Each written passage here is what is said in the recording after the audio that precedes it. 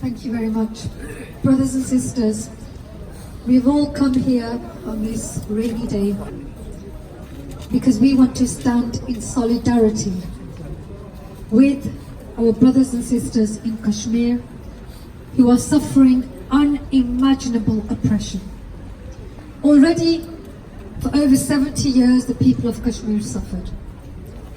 It's not a new thing.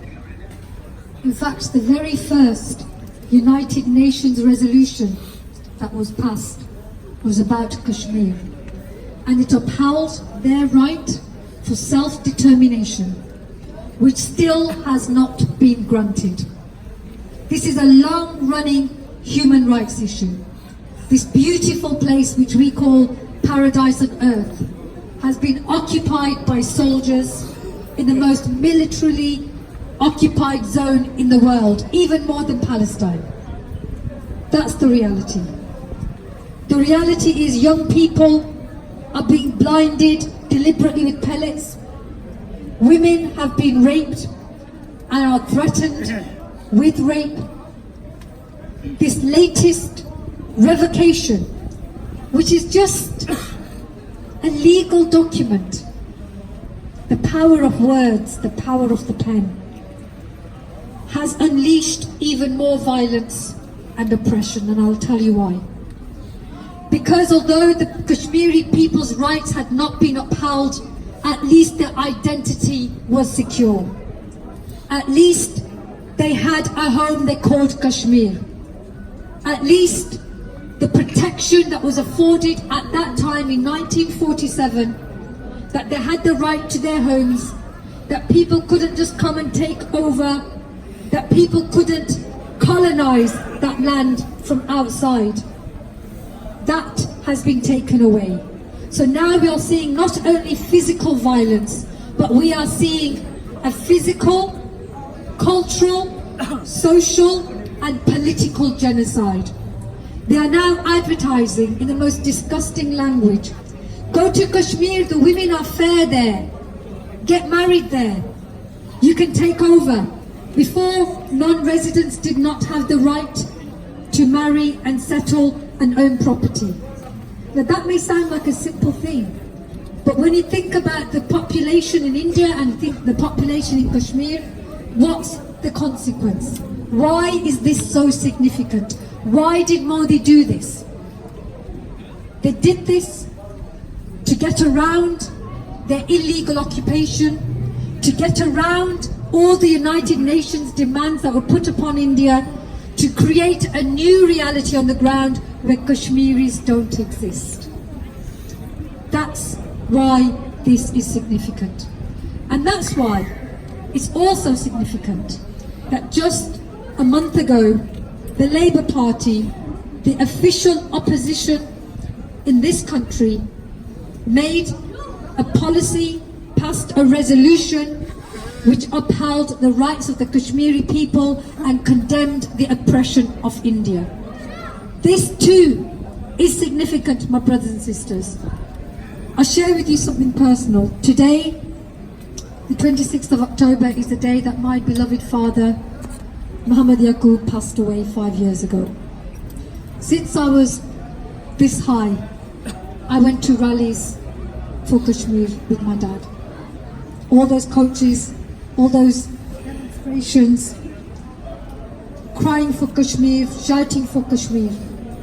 But you know, we were talking amongst ourselves, not because people didn't want to do, they were doing whatever they could do. They didn't know the systems. We have MPs and councillors who have failed to take the issue up in the right way. That's the sad political reality.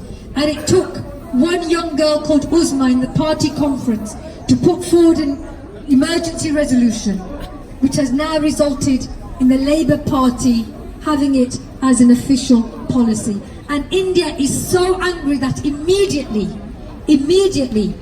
they dropped their links with the Labour Party, refused any dealings with them, cancelled the dinner with the High Commission. This is what hurts them. When people come together in the right way, in peaceful ways, and demand what is the right thing and call them to account. for the human rights abuses. So this is important that you're here. It's important that as British citizens we raise our voices, because this issue started with Britain. It was the legacy of colonial British occupation, the wound that they left. And it is also our responsibility that as British citizens our taxes do not get used for a single bullet, a single weapon that is being used to torture and kill Kashmiri people by India.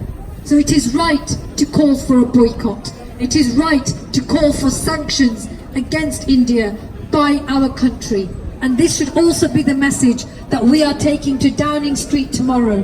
Today is important and tomorrow is important.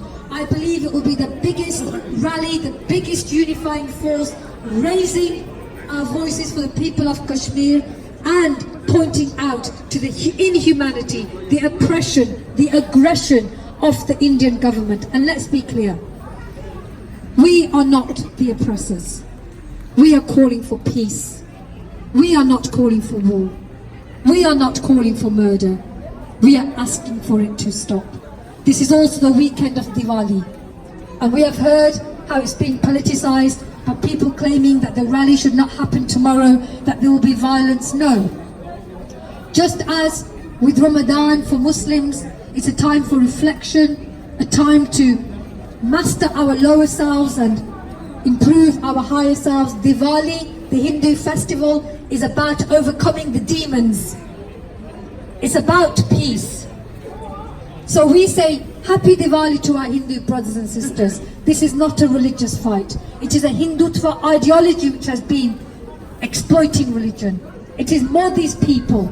It is a fascist ideology which has brought religion into this, pitting Hindus against Muslims. We will not allow that. This is a land dispute. This is a human rights dispute. And we will not be silenced. We will not cower. We will not be censored in standing up and being a voice for people who have been made voiceless. They've cut the internet. They've not allowed media in. They've imprisoned any political leadership, and they're trying to terrify those people. But those people are still strong. Don't forget that. Don't forget that, my brothers and sisters. What we are doing is a small thing in coming out, but they have not lost hope. And our duty is twofold. Raising the voice as citizens, showing our solidarity, but also letting them know that they are not forgotten. Whilst India wants to isolate them, make them feel alone and forgotten, we will be very visible in letting them know they may not be on the TV screens, but they are in our hearts. And we will put that message of humanity, of peace, of justice and equality in their name, loudly and proudly. Thank you very much. We want freedom! Freedom! Freedom! Freedom! We want freedom! Out! Indian out! Indian forces! Indian forces! Indian forces! Indian forces! Indian forces! Indian forces! Freedom forces! Freedom forces! Freedom forces!